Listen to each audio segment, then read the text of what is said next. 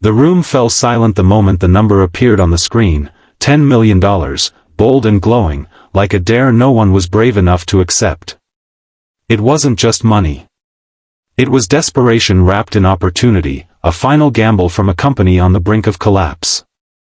People shifted in their seats, some whispering, others already shaking their heads. Because whatever it was, the problem that needed fixing, it had defeated the best minds in the industry. And then, in the far back corner of the room, a man no one had noticed slowly stood up. Before we step into his story, take a moment. If you believe in kindness, second chances, and the quiet strength of ordinary people, don't forget to like, comment, share, and subscribe to Echoes the Stories. Your support helps stories like this reach hearts that need them. His name was Arman Qureshi, and he looked nothing like someone who would change the fate of a billion-dollar company. His shirt was slightly wrinkled, his shoes worn at the edges, and his face carried the quiet exhaustion of someone who hadn't slept well in years. Most people didn't know him, and those who did barely remembered him. He was just another employee in the maintenance department, someone who fixed lights, handled repairs, and stayed invisible. But invisibility has a way of hiding the deepest storms. Arman wasn't always this quiet. Years ago, he had been a rising star in engineering, known for his sharp mind and unconventional thinking. He had dreams then, big ones. But life, as it often does, had rewritten his story without asking permission. A tragic accident had taken his wife, leaving him alone with a newborn son and a mountain of responsibilities he wasn't prepared for. Overnight, ambition turned into survival. The man who once designed complex systems now fixed broken pipes and flickering bulbs, because it was stable, predictable, and allowed him to be there for his child. His son, Zion, was his entire world. Every decision, every sacrifice, every silent struggle revolved around that little boy.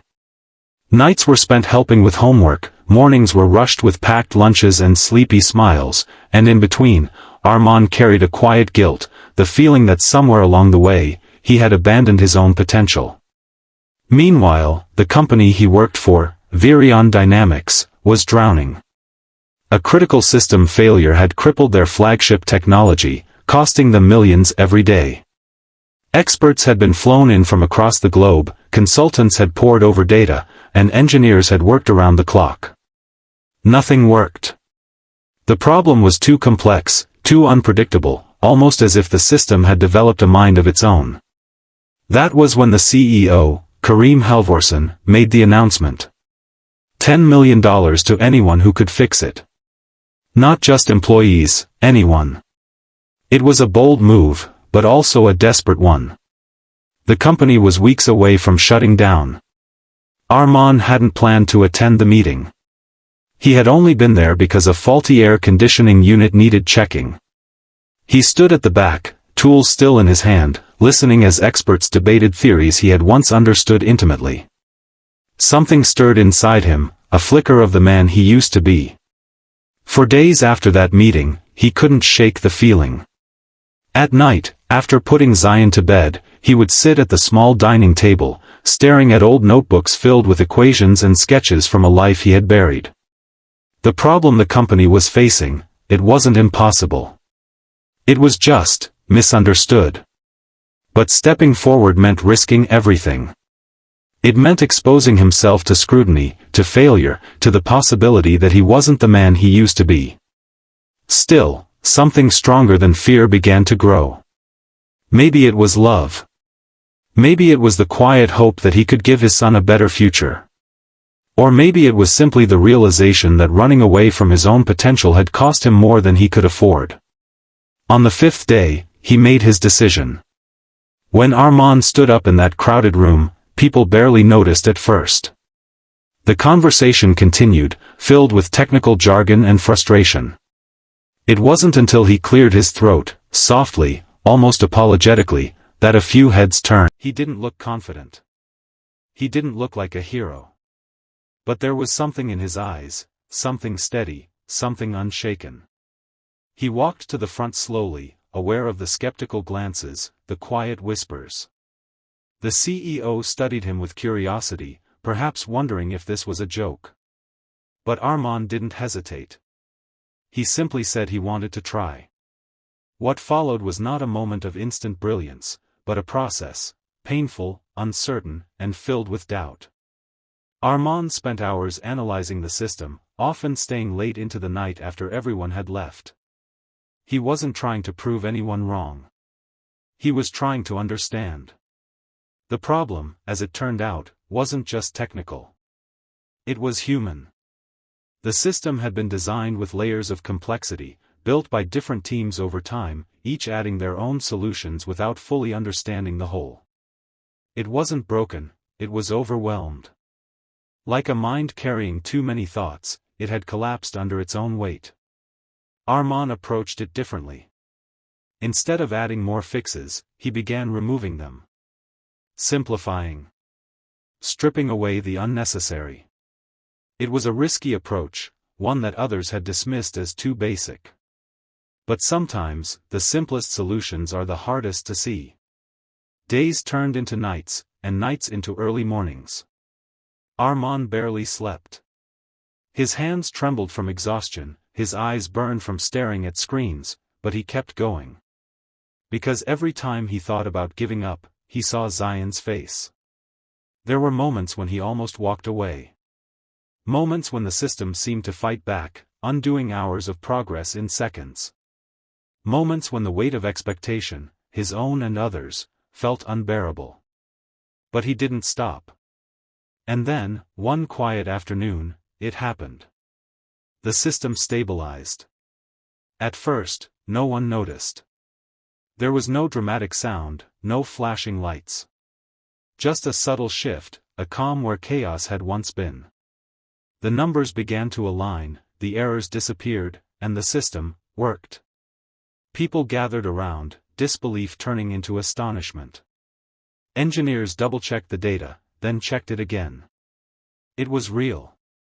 Arman stepped back, his heart pounding, not quite believing it himself. The CEO approached him slowly, as if afraid the moment might shatter. There were no grand speeches, no immediate celebration. Just a simple question. How did you do it? Arman didn't have a complicated answer. He spoke about understanding instead of control, about simplicity instead of complexity. He spoke about listening, to systems, to problems, to people. But what he didn't say was this: he had learned all of that from life itself. From loss. From raising a child alone. From realizing that sometimes, fixing something doesn't mean adding more, it means letting go. The news spread quickly. The maintenance worker who saved the company became a story people couldn't stop talking about. Offers came in, interviews were requested, and suddenly, Arman was no longer invisible. But the most important moment came later that evening. He returned home, tired but peaceful.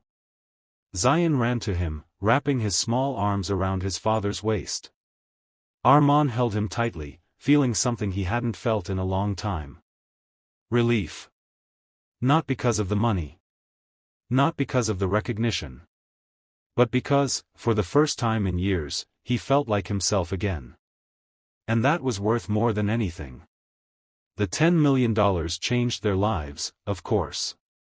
It gave them security, comfort, and opportunities Arman had never imagined. But it didn't change who he was. He remained the same quiet man. The same devoted father. The same person who believed that even the most broken things could be fixed, if you understood them deeply enough.